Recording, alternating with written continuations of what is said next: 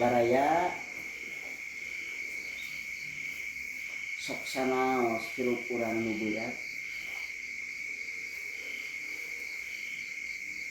tapi hate urang nu keur capek. Mun poe ayeuna maneh ngarasa nyorangan hirup,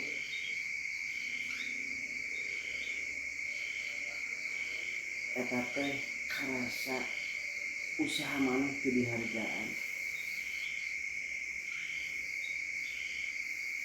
Ingat baraya, Allah mah teu kungsi sare. Naon nu ayeuna kumaneh dipendam, meureun eta teh disiapkeun ku Allah. Jadi kebahagiaan anu gede engke hiji waktu anu tepat.